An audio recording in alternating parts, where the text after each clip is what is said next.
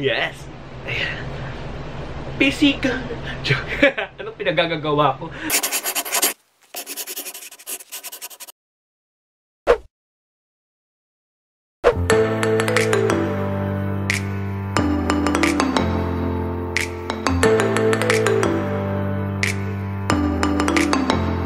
Hey guys!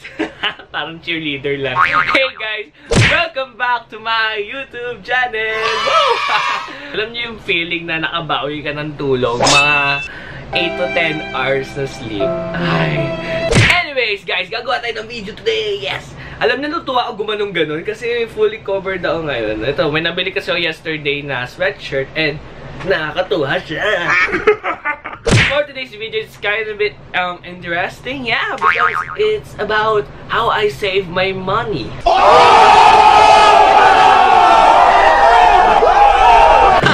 It's a bit ironic because medyo impulsive buyer ako. After buying these orange boxes like Louis Vuittons, come on guys, and buying Gucci bags. So ang video na ito is how I save my money. Kahit mukha ko impulsive online. Yes! Yes! Yes! Yes! Yes! Gumawa na ng sariling effect. Kasi wala akong... Ang hirap kasi namin ng mga effect saan. Anyways guys, natatawa sa sarili ko. How I save money? Paano ba nagsisave ng money si DJ Razon?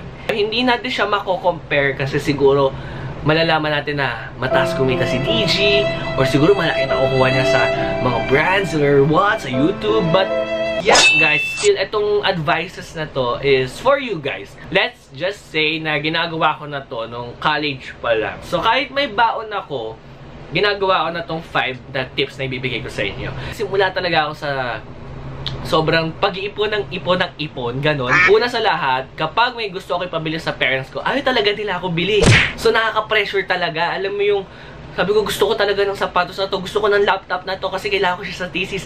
Ayaw talaga nila ako bilan. So, ang ginagawa ko is, ako talaga yung nag-iipon sa sarili ko. Kumikita ako before through my baon, and nakikisideline ako sa mga kilala kong photographers. Yung baon ko, iniipon ko siya lagi, kasi parang instead na bumili ako ng material stuff, ginagamit ko siya pambili ng laptop, ginagamit ko siya pambili ng phone, camera, yun nag-start yun. Natuwa ako kasi para at the early stage, siguro yung pagiging mahigpit sa akin ng parents ko, natutunan ko maging independent, natutunan ko mag-ipon. So I have here 5 amazing tips kung paano kayo makaka-save this 2019. Hindi ko alam kung magagawa nyo to personally or siguro magkakaiba nga tayo ng estado ng buhay. But yes guys, pwede nyo i-apply pa rin ito. I know meron tayong inflation rate, iba-iba yung mga prices, tumataas. Lalo na yung mga demand ng mga prices sa mga products, tumataas yan. Siyempre, mga bigas, mga kung anong bills, mga kahit ano pang binabayaran natin. So, alam ko tumataas yan. Itong mga tips na to, siguro makakatulong siya sa inyo kung paano nyo i-balance yung budget nyo. May mga kumikita dito ng 15,000, 20,000, or minimum wage na ganyan. Kaya nyo pa rin siya magawa. Believe me, kasi before ako, ang kinikita ko lang before like 5 to 10,000. So, student pa ako nun. But, still, I can buy a MacBook, laptop, Fujifilm camera. Patience is really important. Yes guys, patience. Patience muna sa pag-iipon. It takes time to earn. It takes time to really gain something. So why do I buy fancy stuff? Why do I travel to Europe? Why do I travel to Tokyo or whatever? Kasi pinlano ko siya ahead of time. Mukha lang akong talagang impulsive buyer online, but may matututunan ka talaga sa akin sa pag-iipon. So let's get started. So number 1, you need to record your expenses. Ay naman, I usually record ko ano yung mga binibili ko, lalo na sa mga things. So sa things, ito yung mga record ko. Gagawa ka lang. Nililista ko yung lahat ng binibili ko sa mga Zara, sa mga ganyan, sa mga sapatos, sa mga etc. Mga bracelet or what, or mga basta essentials. So nililista ko siya lahat. Pag nililista ko siya, why do you record your expenses? You need to record them to track them. Kasi minsan, now off budget tayo, doon tayo naubusan ng pera. Record. When you total it, yung pinaka-total niya, i-base niyo siya as your platform. So, ayun yung pala yung pwede ko magastos in a month. Let's say January.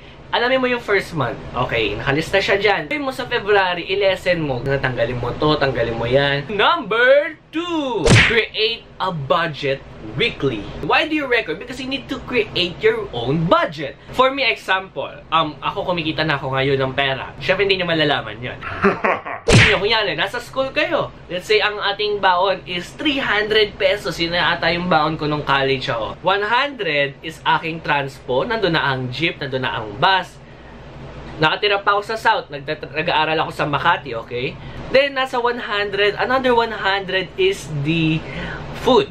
So, let's say, nandun na yung pagkain mo ng isang beses sa isang araw. So, lucky ka na kung nagbabaon ka. Yun yung sinasuggest ko, magbaon ka na. Another 100 is for miscellaneous or for emergency or your savings. Let's say, you have 1,500. The 500 will be your savings and the 1,000 will be your your expenses. Ganun siya. So, kailangan mo gumawa ng budget weekly. Kung kumikita ka, let's say, ng 10,000 pesos, 10%, let's say just the 10%, the 2,000, yun yung gawin mong savings. Ipunin mo siya monthly. Kasi ako, ginagawa ko, let's say, my weekly allowance is around 6,000 to 10,000 pesos. So, kinokontrol ko yung mga Grab expenses ko, kinokontrol ko yung mga food expenses ko. May entertainment, movie manonood yung friends, or may mga pupuntahan pa na iba-iba. Masisira yung budget ko. So, kailangan, i-record ko siya para next week, kailangan mapalitan ko siya. Hindi ko siya pwedeng gastos pa ng gastos at mabawasan. Parang inuutangan mo yung sarili mo. Parang ganun yung dating. Which lead us to number 3. You create your priorities or use the 24-hour rule. Kung nangyari today, nandito lang ako sa bahay, wala naman talaga akong gagawin, edi wala kang gagastusin. Ganon. So, kung 24 rule mo, kaya rin lumabas ka, nag-ikot ka sa mall, nag-ikot-ikot ka, diba? Pigilan mo yung sarili mong bumili. Yes, guys. Lagi ko pinipigilan yung sarili ko pag dumadaan kami ng Zara, ng Top, ng H&M. Alam mo yun, so may kita ka pang sale. Kailangan mo naman, if this is a necessity and kailangan mo may kailangan kang special occasion na puntahan, bilhin mo. If hindi mo naman talaga kailangan, and wala naman talagang sense sa buhay mo, huwag mo na munang bilhin, ha? Matating din tayo sa point na you need to reward yourself. Pag meron tayo extra, yes, just swipe it up. Just swipe lang. Or withdraw. So, may ganon. So, you just need to know the priorities first. And, yeah, 24-hour rule ang pinaka-nakakatulong para makapag-save ka this year. Number 4, choose something to save for. Set a goal.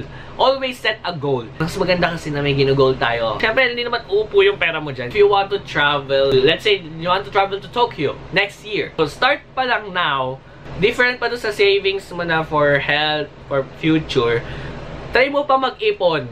Ihati-hati mo pa. Or gumawa ka pa ng sideline. Ganyan. Hindi ka naman kikita ng madami kung uupo ka lang talaga ng isa. Like for me, dati vlogging lang ako. I know that I earn from vlogging and from IG posting.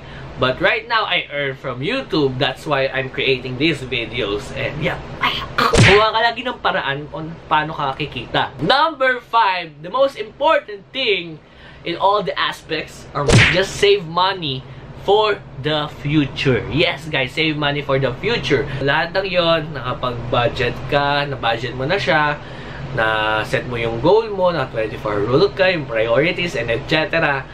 You need to set your goals naman pagdating sa future. For emergency purposes, so at least meron kang pera, di ba, na naitabi. You buy things and you save for yourself. So, balance lang dapat. Dapat po balance lang tayo always. Yun ang mga 5 tips ko. Record, you need to create, 24-hour rule, save for something, savings para sa future. Yun yung 5 tips ko, guys.